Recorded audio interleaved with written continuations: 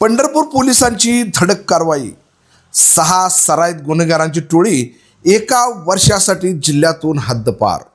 नागरिकांना दमदाटी करून मारहाण करणे, वाळू चोरी करणे असे गंभीर गुन्हे दाखल असलेल्या 6 सराईत गुन्हेगारांच्या टोळीस पंढरपूर शहर पोलिसांनी 1 वर्षासाठी सोलापूर जिल्ह्यातून हद्दपार केलंय।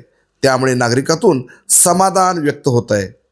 राजेंद्र उर्फ डॅनी कावरे टोळी प्रमुख, राहणार हनुमान मैदान। दर्शन उर्फ कौस्तुभ बंडगर, राहणार धुंडा महाराज मठासमोर। पवन आदटराव, राहणार मटन मार्केट जवळ। कार्तिक सुरवसे, राहणार धुंडा महाराज मठासमोर। अक्षय गवळी उर्फ अक्षय जुमाळे, राहणार हनुमान मैदान। ओम उर्फ ओके कोळी, राहणार गोविंदपुरा। या 6 जणांवर पंढरपूर शहर पोलीस ठाण्यात 2 पेक्षा अधिक गुन्हे तसेच नागरिकांना दमदाटी करणे, मारहाण करणे, वाळू चोरी करणे असे गंभीर गुन्हे दाखल होते। त्यामुळे त्यांना जिल्ह्यातून हद्दपार करण्याचा प्रस्ताव पोलीस निरीक्षक विश्वजित घोडके यांनी जिल्हा पोलीस प्रमुख अतुल कुलकर्णी यांच्याकडे दाखल केला होता। या प्रस्तावाची गंभीर दखल घेत अतुल कुलकर्णी यांनी मंजुरी दिली। यानंतर या 6 सराईत गुन्हेगारांच्या टोळीस पोलिसांनी ताब्यात घेऊन सोलापूर जिल्ह्यातून हद्दपार केलंय।